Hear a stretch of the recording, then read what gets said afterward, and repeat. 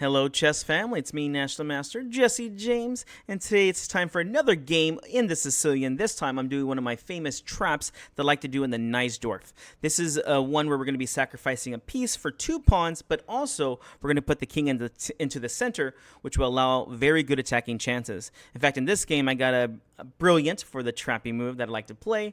It's very consistent, and so hopefully you can use it in your games, but also just a really fun way to attack. Alright guys, here we go. In this game, I'm playing against another National Master with a rating of 2471. I'm playing the white side. Here we go. We start off with e4, c5, Sicilian, knight f3, pawn to d6, the old line, d4, you know me, I'm going to open up this game. Pawn takes, knight f6 attacks the pawn, knight c3 defends the pawn. Here, black has the choice of many different Sicilians right here. He could play g6 and play into a dragon. He could play e6, the, what's it called, the Scheveningen. He could play pawn e5 here for another type of variation. You know, that one you can kind of consider like a Sheshnikov, or maybe, you know, another type of Najdorf.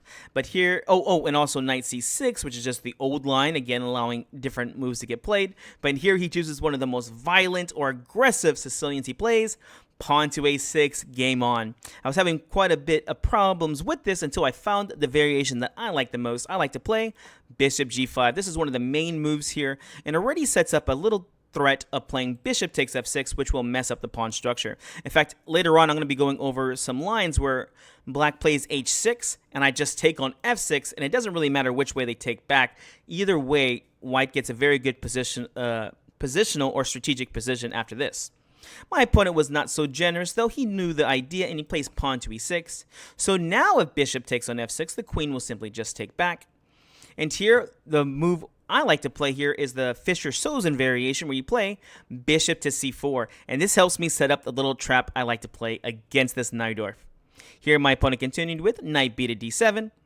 Here I play the queen to e2. This is going to go ahead and defend my bishop and also get ready to castle queenside. I mean, look at my position. I'm very happy with this.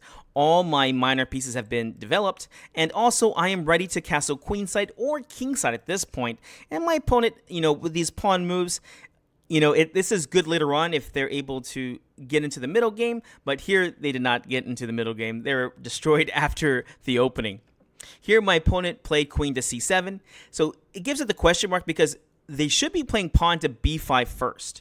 So the main line is going to go pawn to b5, bishop to b3, and maybe queen c7, queen b6. You know, I've seen bishop b7 here, b4. All these moves are very good in creating good counterplay, particularly against the e4 pawn. Here, I played the move I love to play the most. I'm going queen. I'm going to be looking to castle queenside. Oh, sorry. So queen c7 got played. And here I play the move I like to play most. I castle queenside. Notice with the queen on e2, it's defending the c4 bishop so I can save time. You know, you can play bishop to b3 here too, but again, I don't like to waste time. I'm going to go ahead and play castles queenside. And here my opponent makes a blunder move with bishop to e7. What do you play here for white to get into a very good position? Computer is giving this as a +1 because you get very good attacking chances with this fun sacrifice. Alright guys, if you haven't already, go ahead and give us that like and subscribe. Remember, liking this video is going to share this with other chess players. So, what do you play here as white? Hopefully you push pause and try to figure it out. Here we get to play my double exclam of the game. We play bishop takes on e6. And why is this so good? Because as you'll see, well, I mean, first off, if they don't take back, which I've had some people not take back. In fact, computers saying don't take back. Computers just saying like castle or, you know, let's see, what else can you play? Dear Lord, I guess you could just move the knight somewhere. You know, there's many moves here to play. But if you do this, well, I'm just very happy. I'll probably just bring the bishop back to b3. And now I have access for my knights on d5 and f5. And if you don't know the Sicilian that well, just know that these are great squares. It was said that Tao would sacrifice on d5 and f5 when it came to Sicilian. So black would typically try to cover these squares as much as possible, especially when they played against him. So after bishop takes on e6, pawn takes, and now we see the idea. The knight takes on e6, forking the unprotected pawn on g7, and also the queen over here on c7. Black really has no good moves. The queen moves. This time the queen went to a5. It makes sense here. Here, black is looking to put pressure on the bishop, but that's okay. We play knight takes g7 check, king to f7 best move, and then knight to f5. And this is a great position. Now it's saying it's plus 3. I gave up a piece for 3 pawns, but again, or 2 pawns, but my opponent's king is now very, very undefended here, and there's lots of good attacking chances. In fact, if you're looking at this, you might not even realize that I am down the piece, but it is true. Look, 1, 2, 3 minor pieces, and black has 1, 2, 3, 4. Why does it seem like that? Because all my pieces are active. My rook is ready to get into the game.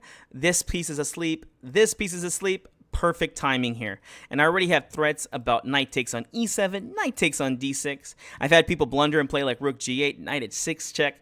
You know, everything is just really good here. So it's up to black to find any kind of moves they can to defend. Here my opponent played a very good move, bishop f8. Now this idea is trying to stop the knight h6 checks and also stop knight takes e7 ideas from happening. And here I like to continue mostly the same way each time. I play pawn f4. You know, I'd love to take on d6, but you have to be careful. Queen takes g5 is in check here. So for instance, after knight takes, bishop takes, after rook takes on d6, queen takes on g5 check can be a little embarrassing. So let's go ahead and just play simple chess here. Pawn f4. Here I'm building up for e5 ideas. As we'll see, this actually does happen in the game. And my opponent went ahead and played pawn to h6. No hurry here. Bishop h4 gets played. You know, they say a good attacker knows when they need to retreat or stop to bring in reinforcements. This is the same idea. Here my opponent played h5. You know, he's looking maybe to play knight g4, maybe look about trying to bring the bishop out later on. And here, well, perfect timing. Let's go and grab that pawn. You know, the real idea is to try to bring this rook into the game, but there really is no good active squares for it. The best square for it to go to is d1, but my rook's in the way, so perfect timing. Knight takes on d6 check. Bishop takes, rook takes on d6. Now you can see e5 is a big threat here. There's also huge threats about just taking the knight over here and some variations. And here, black went ahead and played knight to g4. Now I get to bring my rook in with a threat. Let's develop with a threat here. Rook h to d1. Again, it does not feel like I am down a piece at all right here. And here my opponent played knight to f8. Not a bad idea. Of course, the knight was being attacked, so you got to move the knight. And now we're trying to bring in the bishop over here, maybe knight to g6 ideas. And here we go. Pawn to e5 gets played. Bishop to f5. It looks like black has finally got out their pieces, but now it's time for my counterattack. And here I go ahead and see that the f6 square is very weak. I'd love to play rook f6, but the knight is protecting. So, simple chess here. I went ahead and played. Pawn to h3. Let's kick this knight away. And, well, you're not supposed to move this knight. If you move the knight, you lose. My opponent lost here. He played knight to h6, and the game ends very fast here. I played rook f6 check. King to e8. Here, queen takes on h5 check, and here my opponent played king to e7. I mean, at this point, it's only giving checkmating moves, so I guess there really was no great move to play here. But here he did play king to e7, and here I accidentally checkmated my opponent. It's white to move. There is 1, 2, 3 different ways to checkmate here. I just chose one. I didn't realize it was checkmate, but it was a checkmate. So what do you play here? 3 different checkmate moves. Here I went ahead and played. Rook takes on h6, and I was very surprised to see that, yes, indeed, this is checkmate here. I was like, oh, I won.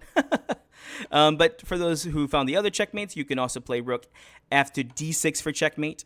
And the last one over here is rook to, well, I mean, I guess there's many checkmates here. Basically just moving the rook anywhere. You can play rook takes on a6 is checkmate. Dear Lord. Rook b6 checkmate if you're a little weird. Rook c6 checkmate is pretty classy. You know, a lot of fun moves here. Like I said, I played rook takes on h6. I thought I was just winning a rook here, which is funny. Maybe I should have taken the queen, huh? Whatever.